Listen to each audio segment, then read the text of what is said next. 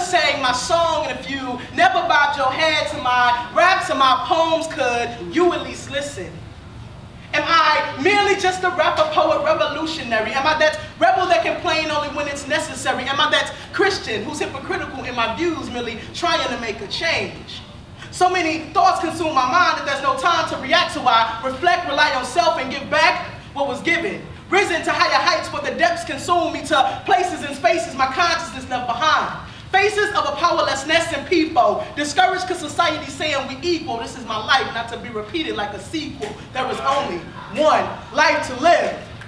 I'm confused because I choose to be who I am. I'm enthused because I choose to be who I am. I refuse to be who I am. So will I lose who I am? So caught up in getting respect that I continue to forget that in order to get respect, I must respect myself and embrace the inner me that I tend to neglect and realize that without struggle, there's no progress. How y'all feeling?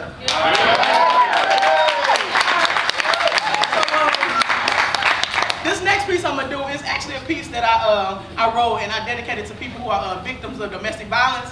So I never performed it before, so kind of bear with me, you know, if I stumble. But it's called I Blame Myself. I blame myself.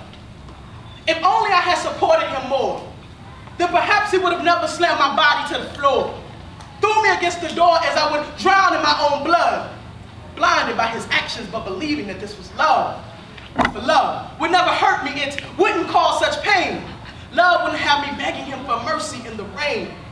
With him, I felt ashamed, so I accepted his many whips, especially since he showered me with gifts and fancy trips.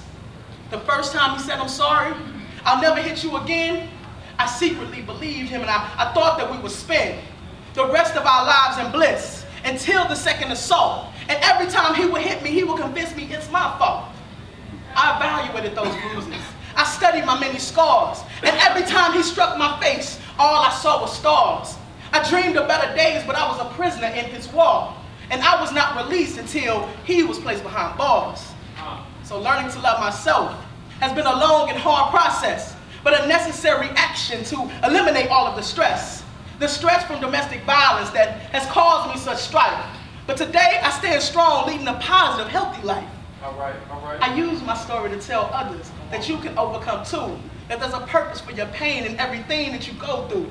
Sometimes I turn to God, and at times I choose to write, knowing the combination of the two makes everything all right.